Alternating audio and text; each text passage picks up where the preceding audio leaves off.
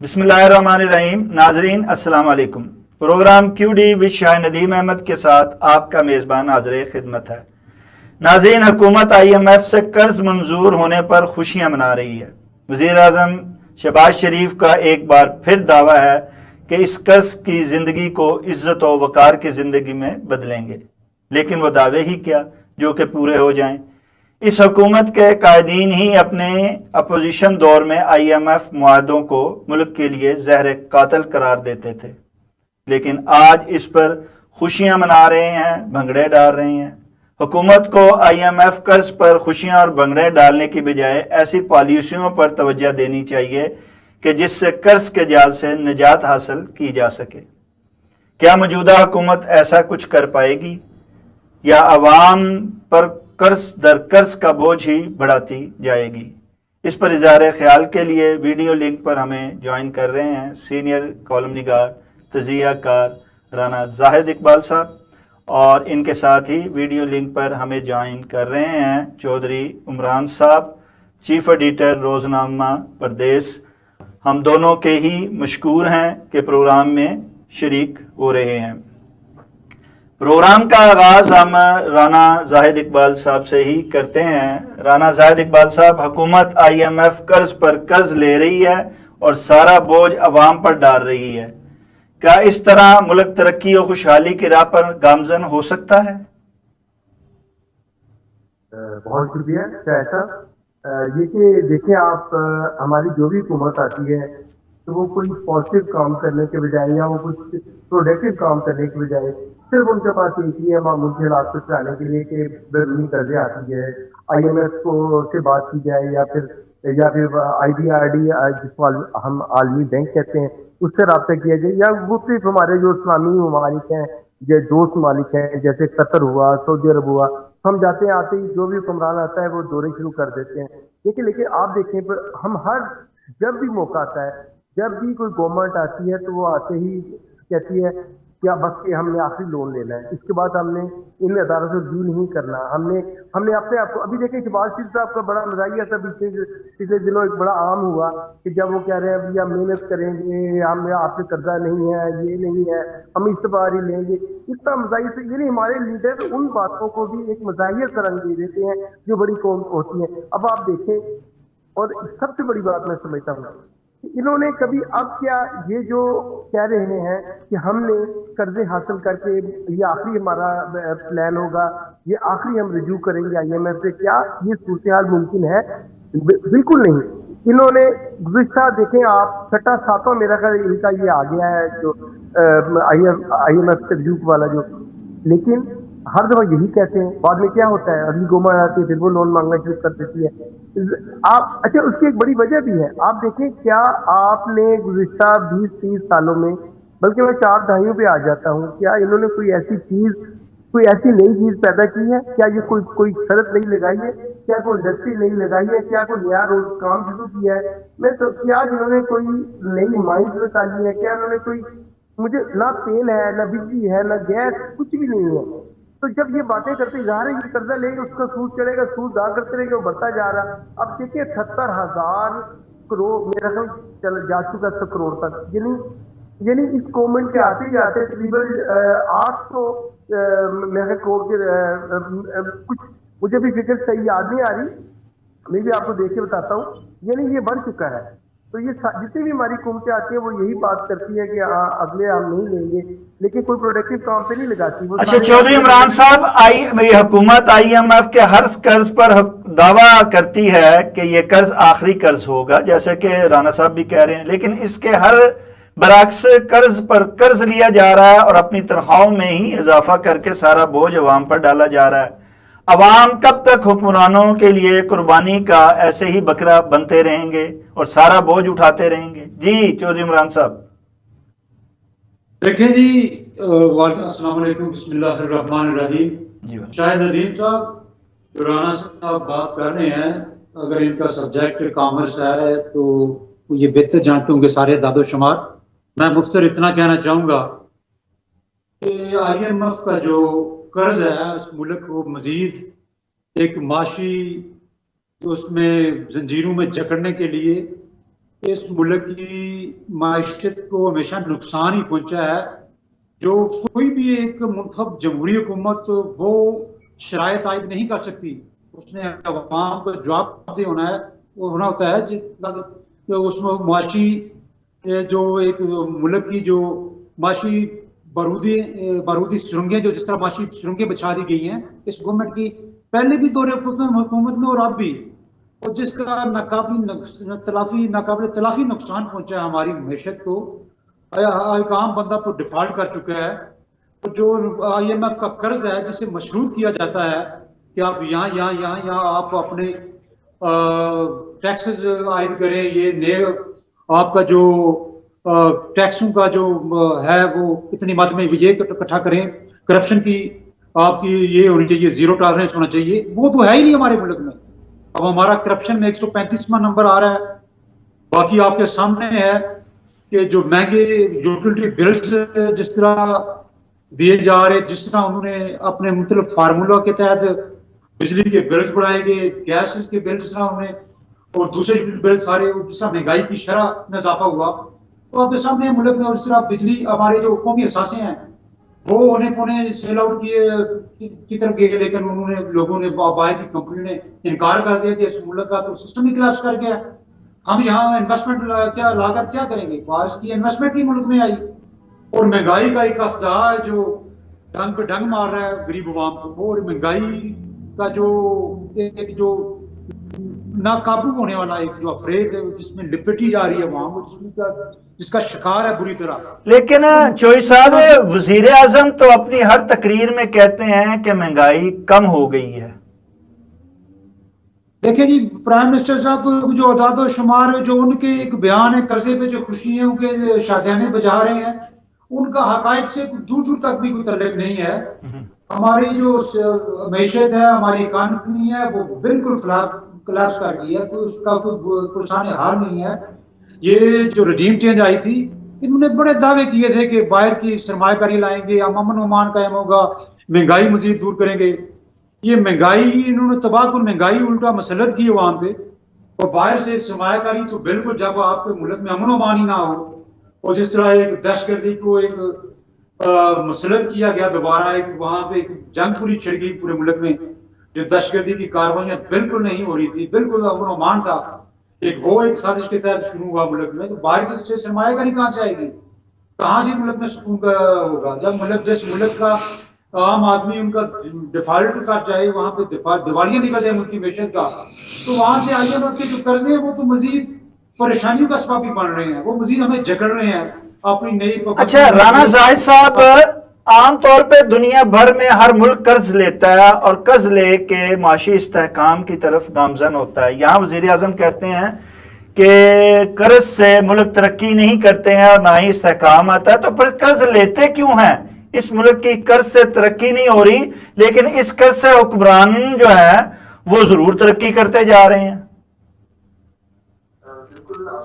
ऐसे ये जब हुक्मरान ऐसी बातें करेंगे, सारी दुनिया में आपने वजह फरमाया, सारी दुनिया कर्ज लेती है, कर्ज से प्रोडक्टिव काम करती है, उससे पैदावारी सलाहियत बढ़ाती है। लेकिन हमारे यहाँ क्या है कि कभी पैदावारी सलाहियत पर तवज्जो नहीं दी जाती। आप देखें क्या इन्होंने क्या किया, दुनिया की तनख्वाहें बढ़ा दी हैं, इन्होंने MNA MPS की बढ़ा दी है, इन्होंने अपने यकीन करें 400 गुना 400% तक बढ़ा दी है। तो जब ये इनको चाहिए था कि ये अपनी कम करते, अपने अखराजात कम करते, और हमारे यहाँ सबसे बड़ा मसला ये देखिए कितने एडवाइजर लगाए हुए हैं, कितने मिनिस्टर लगाए हुए हैं, कितने वजीर मुमलिक लगाए हुए हैं। ये वाकई दुनिया सारी में कर्जे, देखें अदारे क्या करते हैं, आप हम लोकल लेवल पे आ जाए, ये जो प्राइवेट लिमिटेड कंपनी है, ये जो पार्टनरशिप है, जो इंडिविजुअल कारोबार करता है, तो बैंकों से भी लोन लेता है, लोन लेके खुद भी कमाता है, अपनी वो इज्जत भी बेहतर करता है, बैंकों भी प्रॉफिट है तो उसका मुनाफा भी बढ़ता है। इस तरह एक इकोनॉमिक एक्टिविटी जनरेट होती है और तमाम मुल्क तरक्की करता है। देखिए हमारे तो क्या है, हमारे ये देखिए हमारे वज़ीर आज़म साहब का देखें कि कर्जे लेकिन फिर कैसे आपके पास पैदावारी सलाहियत भी नहीं है, फिर कर्जे भी लेके आपको तरक्की किस तरह तरक्की करे, कौन सा मॉडल है? क्या आपने कभी इस बात पर सोचा है? इसका मतलब ये हुआ कि ये जो हमारी हुकूमतें हैं बगैर किसी प्लानिंग के आ जाती हैं, बस 4 दिन गुजारती हैं, इनको पता चल गया फॉर्म 47 पे हमने जीत जाना है, हमें अवामी मिसाल से वो गर्ज नहीं है। और यकीन माने ये महंगाई और ये इससे बेड़ा गर्क कर दिया। आप देखेंगे ईद है, दुकानें खाली, शॉपिंग मॉल खाली पड़े हैं, कोई वहां पे शॉपिंग नहीं हो रहा। आपने देखा था आज तक जैसा, बल्कि मेरे वो दूसरे हमारे दूसरे जो साथ हैं वो भी इस बात से पास करेंगे कि क्या कभी देखा कि ईद के पहले ठेले लगे, कभी आते मैंने नहीं देखा, बल्कि रेट बढ़ जाते थे। अब क्या हाल है, तो उनका माल बिक नहीं रहा, उन्होंने उनके अखराजात पूरे नहीं हो रहे, वो दुकानों की जो उनके जो कॉस्ट ऑफ प्रोडक्शन है वो तो दूर की बात, उनकी जो कॉस्ट है डे टू डे जो अखराजात पेटी एक्सपेंसेस है वही पूरे नहीं हो रहे। तो इन हालात में हमारे वज़ीर में ऐसी बात करेंगे, समझ लें कि ये वज़ीर आज़म है, इस तरह मुनक़िद नहीं करेगा। मुझे दुख होता है, ये कहते हैं कि जी महंगाई कम होगी। मुझे बताएं आप जाए, मैंने एक दुकानदार को कहा, मैंने कहा यार हमारी वज़ीर आला साहबा तो कहते हैं महंगाई कम हो गई, मुझे बताइए कहाँ महंगाई कम हुई? कहते आप बताएं, आप ये चीजें देखें। कहते जो सौदे हम 2000 के लाते थे 10 से 15,000 के लाने पड़ रहे हैं, हमारी कहते इन्वेस्टमेंट बढ़ गई है, हमारा जो मार्जिन है वो कम हो गया। देखिए प्रॉफिट मार्जिन परसेंटेज में कम हो जाता है। कहते जो चीज हम ला के उतना ही प्रॉफिट कमाते थे, उसे चार्ज में ज्यादा इन्वेस्टमेंट करके उसे कम प्रॉफिट कमा रहे हैं। तो मैं समझता हूँ जब इनको टेक्निकल होना नहीं है इनके पास, वो इनके देखिए सबसे बड़ी बात मैं समझता हूँ कि हमारे जो वज़ीर ख़ज़ाना है, खासतौर पर वज़ीर ख़ज़ाना, वो कभी ये वोट से नहीं आए, वो उनमें कभी इन्होंने ऐसा बदला नहीं करा, ऐसा कोई भी इनके पार्टी के पास बदला नहीं है जो इलेक्शन लड़े तो इलेक्शन लड़कर वामी ताइज है। ये अक्सर देखें आप, ऐसे टेक्नोक्रेट्स आते हैं, उनको ना तो गर्ज होती है मुआशी रसी से, ना वो अपनी बातें करते हैं, या वो बाहर से नहीं, वो मईशत का एक्सपर्ट लाया जाता है जी, वो मईशत का एक्सपर्ट लाया जाता है। और फिर उसके साथ साथ जब आप IMF की गुलामी में जाते हैं तो वो फिर IMF के मुंतखब करदा जो है नुमाइंदों को यहाँ जो है वो लाना पड़ता है। तो वो जो IMF मंजूरी देगा उसी को लाएंगे ना जी। जब तक इस गुलामी को खत्म नहीं करेंगे, सब इस गुलामी को, उनकी डायरेक्टर को खत्म नहीं करेंगे, उनको कहे नहीं जी हमने अपना बंदा लाना है, हमने आपका वर्ल्ड बैंक का कोई नुमाइंदा नहीं उठाना, हमने दुनिया के बैंक का कोई प्रेसिडेंट है वो लाकर नहीं कराना, जब तक इस गुलामी, देखिए हम गुलाम हैं। अच्छा, ये उमरान चौधरी साहब, ये तो तभी हो सकता है जब हम खुद इंसारी की तरफ आए, जब हम गुलामी में ना हो, हम आजाद हैसियत से खुद मुख्तार हों और अपनी पॉलिसियां भी खुद बनाएं। जब हम IMF की से कर्ज लेंगे तो फिर उनकी शराइत भी माननी पड़ेगी, और उन शराइत के साथ ही हम उनके ताबेदार हो जाते हैं। तो फिर हम कैसे जो है वो अपनी पसंद के बंदे ला सकते हैं, हम कैसे जो है वो मुल्क में इस्तेहकाम ला सकते हैं, हम कैसे जो है माशी तरक्की की तरफ गामजन हो सकते हैं। जी उमरान चौधरी साहब, देखिए IMF की पहली जो बात थी उन्होंने यही कहा था कि अपने अखराजात कम करें, ठीक है, करप्शन को कंट्रोल करें। इन्होंने तो फौज जफर मौज गुजरात मुशरात की इकट्ठी कर ली, और बदकिस्मती से ये है कि ये जमहूरी हुकूमत ही नहीं है, ये फॉर्म 47 की डमी गवर्नमेंट है जिसे अवाम के सामने जवाबदेह नहीं होना, इनका कोई मैंडेट नहीं है। और ये वो सारे वो काम कर रहे हैं, ये वो सारे जालमाना इक़दाम भी उठा रहे हैं, और सारे वो मईशत को नहीं, ये चाहे अवाम के सामने, ये चाहे अवाम के सामने जो है जवाब देना हो, लेकिन लाने वालों के सामने तो जवाब दे है ना इमरान चौधरी साहब। लाने वाले अपने 2-3 साल गुजारते हैं, वो इस मुल्क के साथ खिलवाड़ करके बैरून मुल्क भाग जाते हैं। तो बस किस्मती से जब इस मुल्क को जो जालमाना रजीम चेंज आई है, तो जो आसमान से नीचे पटाख के जो दे मारा गया है इस मुल्क को, उसके परखच्चे उड़ा दिए गए, हर शोबा को टारगेट किया गया। और अब आप देख लें कि जब IMF की टीम आई तो वो जुडिशरी में भी अदलिया के पास चीफ जस्टिस को भी मिली जी कि आप ऐसे फैसले करें। इस वक्त हम पूरा गुलामी की जंजीरों में जकड़े हुए हैं। हम जो IMF है, ये भी एक जिन कुव्वतों की, इंटरनेशनल एस्टेब्लिशमेंट की, जिनकी ये परवरदा है, ये IMF जिनका ये हथियार है और जिनकी ये लोंडी है, तो वो इसके जरिए भी हमारे मुल्क पे जो उन्होंने जो पाबंदियां आयद करनी है, जो उन्होंने अपने एजेंडे की तकमील करनी है और जिस तरह इनको कंट्रोल करना है वो कर रहे हैं। तो इस मुल्क का जो सबसे बड़ा अलमिया है, यहाँ पे जमहूरियत नहीं है, और बाहर की कुव्वतें जो है, बाहर के ममालिक हैं, वो इस बात को तस्लीम कर चुके हैं, वो हमें एक डिक्लेयर कर चुके हैं, नाकाम रियासत को डिक्लेयर कर चुके हैं, वो तस्लीम कर चुके हैं इस मुल्क का कोई सिस्टम ही। अब तो आपके जो जर्नल्स पे हाई आपकी ऑफिशियल्स जो पर्सनैलिटीज पे पाबंदियां लाने का बिल अमेरिका की असेंबली में पेश कर रहे हैं, और मुख्तलिफ ममालिक ने 27 से ज्यादा ममालिक को आप इन्वेस्टमेंट यहाँ लाना तो दूर की बात, सरमायाकारी यहाँ पे आना दूर की बात, आप पे पाबंदियां आयद हो रही हैं। बाहर 27 से ज्यादा ममालिक आपके दाखिले पर पाबंदी आयद कर रहे हैं, पाकिस्तान में सफर करने पर पाबंदी आयद कर रहे हैं। तो यहाँ पे क्या मैशत यहाँ की बेहतर अच्छा, यहाँ पे कहाँ से समाया? राना जाहिद साहब, चोई साहब तो ये कह रहे हैं, जबकि हुकूमत के कायदीन का दावा है कि ये अपोजिशन की ऐसी भपकियां हैं, ये गलत बयानी कर रहे हैं। देखें, ये कहते थे कि IMF के कर्ज लेने पर जो है वो मनी बजट आएगा, मनी बजट नहीं आया और ना ही कोई महंगाई हुई।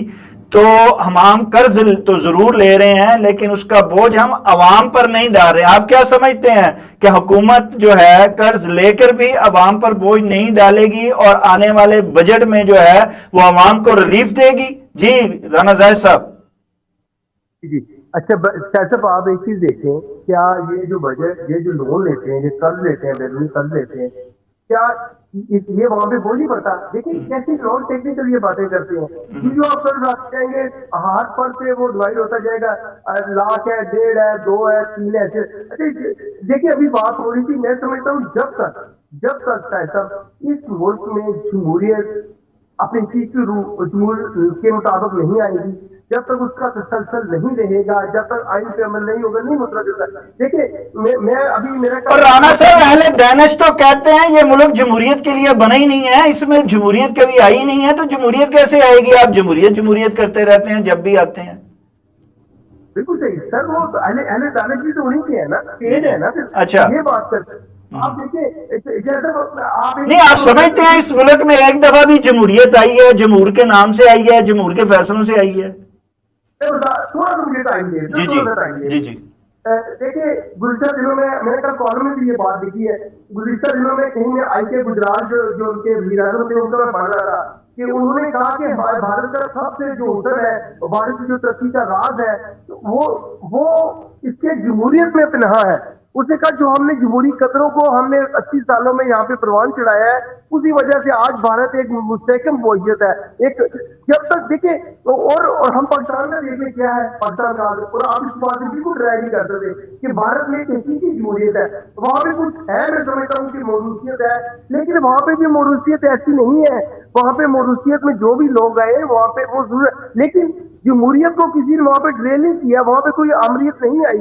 वो आज देखिए मुल्क तरक्की कर गया। लेकिन सबसे बड़ी मिसाल है, हमने एक ही दिन आजादी हासिल की है कि हमने जब आजादी हासिल की एक ही दिन, और हम कितने पीछे वो कितने आगे हैं, और इसमें तो दो राय ही नहीं है। तो और आज क्या सूरत है पाकिस्तान में, देखें, मैं कहता हूँ आज भी देख लें आप, ये जो आप कह रहे थे ना कि उनको लाने वाले, उनको लाने वालों का काम, उन्होंने मुजदान नहीं है, वो उन्होंने मुआशियात नहीं पढ़ी, उन्होंने फिजिक्स नहीं पढ़ी, उन्होंने केमिस्ट्री नहीं पढ़ी, उन्होंने सोशियोलॉजी नहीं पढ़ी। सबसे बड़ी बात, उन्होंने सोशियोलॉजी नहीं पढ़ी। उन्होंने तो एक वार जोन के मुताबिक, एक वार गेमिंग के मुताबिक उन्होंने अपनी तालीम हासिल की, उनको ट्रेनिंग भी उसी तरह है।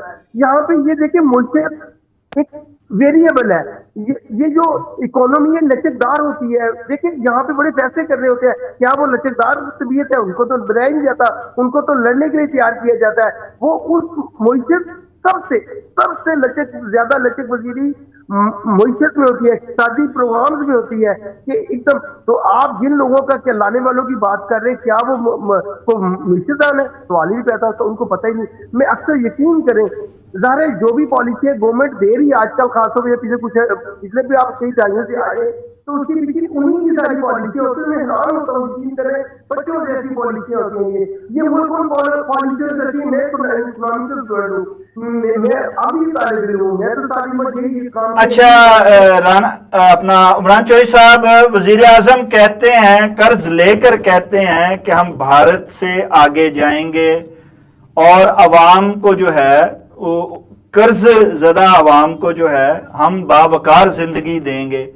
क्या इस मुल्क में जो है इस तरह हुकूमत करते हुए, दूसरों की पॉलिसियों पर अमल करते हुए, क्या हम भारत को पीछे छोड़ सकते हैं? और क्या हम इस मुल्क की अवाम को बावकार जिंदगी दी जा सकती है? प्राइम मिनिस्टर शहबाज शरीफ साहब के जो बयान को हकीकत से ना ही तो उनके बयान का दूर दूर तक मुतल्लक है, ना ही उनके बयान को संजीदा लिया जा रहा है। ठीक है, अवामी हलकों में, ना ही सहाफ़ी हलकों में, समाजी हलकों में, आपके असली हलकों में भी, वहां भी और बैरूनी ममालिक में भी उनकी किसी स्टेटमेंट को संजीदा नहीं लिया जा रहा। बदकिस्मती से जो आपकी गवर्नमेंट बिल्कुल एक डमी गवर्नमेंट है और एक मसलत किए गए हैं, इनका कोई मैंडेट नहीं है, ना ही इनको अवाम ने इलेक्ट किया है। वो बिल्कुल झूठ पे मबनी बयान दे रहे हैं, बड़ी ढठाई से झूठ बोल रहे हैं और झूठ बोलते भी शर्म नहीं आ रही। पहले पीका एक्ट तो इनके खिलाफ लगना चाहिए कि झूठ ये बोल रहे हैं। कहाँ वो भारत, उनकी इकानमी, उनके IT सेक्टर, उनका एग्रीकल्चर, उनका डिफेंस, कहाँ वो तरक्की कर चुके हैं, कहाँ वो पहुंच चुके हैं। और हमारा तो वो ठट्ठा उड़ा रहे हैं कि पाकिस्तान के साथ हमारा मुकाबला ही नहीं है, ये तो अपनी मौत आप मार रहे हैं। यहाँ पे एक बलोचिस्तान में आग लगी हुई है और एक पूरा मुल्क सरापा एहतजाज है और एक जिनका मैंडेट छीना है उन लोगों को आप उनके खिलाफ आप दहशतगर्द का जो घेरा कायम करने के बजाय, आप अपने लोगों में अमन सुकून कायम करने के बजाय, उन्हें शेल्टर देने के बजाय आप एक आम शहरियों को उठा रहे हैं। आप मुख्तलिफ शहरों में उनके खिलाफ जो सोशल एक्टिविस्ट हैं, जर्नलिस्ट हैं, उनके खिलाफ आपने करैक्टर शुरू किया हुआ है। आप कहाँ भी, आप किस शोबे में आपने, कैसे आप तरक्की करेंगे, कैसे आपका कोई आप आगे बढ़ेंगे? आप भारत का मुकाबला बात की तरह कर रहे हैं जहाँ पे लोगों को अमन सुकून है, वहां पे न, अगर जो वहां पे लड़की तरीके भी हैं, लेकिन किसी की वहां पे बिल्कुल पाकिस्तान का, इंडिया के हालात का मुआवजा ही नहीं आप कर सकते, कंपेरिजन नहीं कर सकते। किसी को ना जरूरत है कि ना ही तो वो अपने मुल्क के खिलाफ इस तरह कोई आपके जनाब मुदाखलत करे सियासत में। वहाँ की जो फोर्सेज हैं, लॉ एंड एनफोर्समेंट एजेंसीज हैं और वहाँ के जो पॉलिटिकल लोग हैं, ना ही वो अपने मुल्क के खिलाफ, मुल्क की कौमी मफाद के खिलाफ बिकने को तैयार होते हैं। वो तो स्टैंड करने वाले मोहब्बत लोग हैं। उनकी मैशियत, उनकी इकानमी, उनकी एग्रीकल्चर, उनका जो IT सेक्टर, उनकी वहाँ के जो रिजर्व हैं, वहाँ भारत का मुकाबला करने की बात छोड़ दें। अभी भारत ना ही आपको अपने मध्य मुकाबले समझता है, ये तो झूठ बोलते हैं। ये तो इस कदर बदबूदार इनके बयानात हैं, इनकी पर्सनैलिटी। अच्छा, अपना राना जाहिद इकबाल साहब, बिल्कुल उमरान चौधरी साहब का कहना बिल्कुल बजा है। जब हम लोग दूसरों से मुकाबला करने से पहले हमें यह सोचना चाहिए कि क्या हम अपने कदमों पर खड़े हैं। तो राना साहब, क्या हम अपने कदमों पे खड़े हैं और क्या हम इस तरह बगैर पॉलिसियों के और बगैर खुद इनसारी के सोच के, क्या हम अपने कदमों पर खड़े हो सकते हैं? और क्या हमें सबसे पहले अपने कदमों पर खड़ा नहीं होना चाहिए बजाय दूसरों से मुकाबला करने की बजाय? जी राना साहब। बिल्कुल दुरुस्त फरमाया। हम तो कर्ज की बैसाखियों पे खड़े हैं, हम अपने कदमों पर कहाँ खड़े हैं? जब आप कर्ज आप चारों देखें, जब आप मुकाबला किससे करते हैं? भारत तो आपसे खेलना नहीं चाहता, वो कहता आप इस काबिल नहीं है कि मैं आपसे क्रिकेट खेलूं।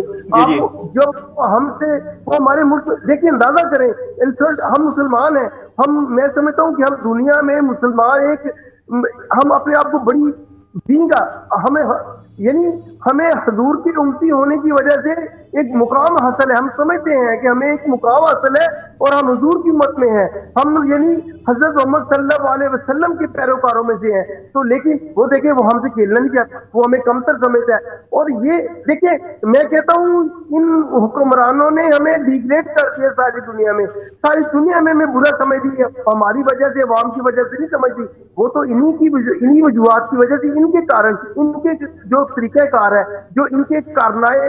लेकिन ये हुकूमत तो अपोजिशन पे इल्जाम लगाती है कि उन्होंने जो है हमारे बाहर बैरून मुमालिक के से ताल्लुकात खराब कर दिए, हमने तो दोबारा आके ना सिर्फ ताल्लुकात अच्छे किए हैं बल्कि हम यहाँ पे माशी इस्तेहकाम भी ला रहे हैं। आपने बड़ी ही तलख की बात कर दी। आप मुझे बताएं, आप नवाज शरीफ ले लें, जरदारी ले लें, शहबाज शरीफ ले लें, कितने इन पे केसेस बने हैं अपने दौरे इक़्तिदार में। मैं कहता हूँ गलत भी है। देखिए, गलत के ऐसे नहीं बनते। क्या ये जिस ऑपोजिशन को ये कह रहे हैं, क्या उनके खिलाफ को लीगल का बना सके? क्या केसेस बनाए हैं? खुदा की कसम, शायद तक मुझे शर्म आती है उन केसेस का, इज्जत के केसेस का। ये तो औरतों से इन्होंने क्या लड़ना है, क्या मुकाबला करना है, क्या तस्वीर करनी? ये तो औरतों से किए गुजरे लोग हैं कि कैसे केसेस बनाते हैं। इजाजत में एक और बात, खैर एरिया होता है, मैं आज भी इस बात में मेरा यकीन है कि जो मदरसा कादरी है, वो जो कादिर यूनिवर्सिटी है, यकीन करे आने वाले वक्तों में इस्लाम का गहवारा होगा सारे मुस्लिम कम्युनिटी में, पूरी दुनिया में उसका एक नाम होगा। यहाँ से उलमा इकराम बनेंगे, यहाँ से लोग और वो तहसील होंगे, दीनी तालीम हासिल करेंगे, वो इस्लामी तालीम हासिल करेंगे और सारी दुनिया में फैल के इस्लाम को फैलाएंगे। और यही सारी दुनिया को तकलीफ है और ये समझ नहीं रहे, इनको ये केसेस मिल रहे हैं जिसमें अभी देखिए नहीं, आपने दुरुस्त कहा, अल कादर यूनिवर्सिटी जो है वो एक नामवर इदारा बनेगी, इसीलिए सुप्रीम कोर्ट ने वो जो यूनिवर्सिटी है वो हुकूमत को दे दी है, और ये जो हुकूमत है मौजूदा इत्तेहादी हुकूमत, ये उसको बामे अरूज तक पहुंचाएगी। मैं कहता हूँ जी वो बेड़ा गर्क करेंगे। आप देख रहे हमारी जीटीएस का क्या हुआ, हमारी रेलवे का क्या, एक जीटीएस स्टॉक है हर जगह पे, पिंडी में जीटीएस स्टॉक, वो वारान मोटर अड्डा, पहले जीटीएस अड्डा क्या करते उसको, एक नाम हुआ करता था। लाहौर में देखिए जीटीएस का कितना बड़ा स्टेशन चौक पे अड्डा हुआ करता, हम मजे से बैठते, टाइम पे गाड़ियां पहुंचाती थी। सब इन्होंने क्या किया है, जिस गवर्नमेंट में गया सब खत्म हो गया, रेलवे गवर्नमेंट में गया सब खत्म हो गया। वो देखिए यही की वैल्यू होता है। भारत में चले जाए रेलवे, उनके 2 बजट होता है, एक तो रेलवे का बजट है वो, और ये नहीं कहने का मकसद ये है। आप देखिए इन्होंने मोटरवे बनाई है, मोटरवे पे कितने इन पे एलिगेशन है नवाजी वगैरह पे, ये सब बातें साबित हैं जिन्होंने वहां पे करप्शन की है। और इन्होंने अपने मित्रों के लिए क्या किया और क्या करते हैं। एक देखिए जैसे एक हम कर्जा बांट लेते हैं, एक तो वो कर्जा आता है, फिर टेक्निकल होने में आधा पैसा वो वापस ले जाते हैं, हमें वो पूरे कर्जे में आधा कर्जा मिलता है, फिर वो कुछ इंटरेस्ट में इनके टूर्स में लग जाता है। उसको देखिए अभी कितने टूर्स कर रहे हैं ये कर्जा हासिल करने के लिए, खराजात पहले से हो रहे हैं। हमें नेट वो 40% तक हमारे बेरूनी कर्जा हाथ आता है, तो हमें क्या करना। और जाहिर है जब ये लोग ये कहते हैं, वो मदरसा जो इमरान खान का देखे, मुझे कहना नहीं चाहिए, खुदा की कसम आप चले जाए, मैं जाता रहता हूँ शौकत खाने में, आप देखें सिस्टम देखे वहां पर एक कमरे में 1 करोड़पति है, वो 50 लाख दे रहा है, 1 रुपया नहीं दे रहा, दोनों में किसी को नहीं पता कौन पैसे दे रहा है कौन नहीं दे रहा। तो आप मुझे ये बात नहीं करनी चाहिए, सियासी बात हो जाएगी, लेकिन यकीन माने किसी को नहीं पता वहां पे मेरी मिसिज को वहां पे इलाज हुआ है। और मैं आपको बताता हूँ, मैं वहां पर किचन थी तो मैं लिखता हूँ, मैं उसके लिए मैं लिखता हूँ, मेरे वहां पे वो सारा हॉस्पिटल मुझसे मोहब्बत करता है वो। और मैं जो आपसे ये बात कहनी चाह रहा हूँ कि मुझे वो हाथ देते हैं, जब भी उनको बात गुजारिश करता हूँ मेरी वो ऑनर करते हैं। तो मैं तो ये आपसे कहना चाह रहा हूँ कि आप देखें एक कितना अच्छा सिस्टम, एक इमरान खान ने सिस्टम बना दिया, उसी पे सिस्टम चला जा रहा है। लेकिन इमरान चौधरी साहब, आखिरी सवाल ये तो मानना पड़ेगा, ना गुज़श्ता हुकूमत हमें कर्जों के जाल से निकाल सकी, ना मौजूदा हुकूमत जो है वो निकाल पा रही है हमें कर्जों से। अवाम को जो है गुज़श्ता हुकूमतों ने भी कुर्बानी का बकरा बनाया, और मौजूदा हुकूमत तो कुर्बानी के बकरे से भी आगे बढ़ गई है, वो तो खुंडी चुरियां चला रही है।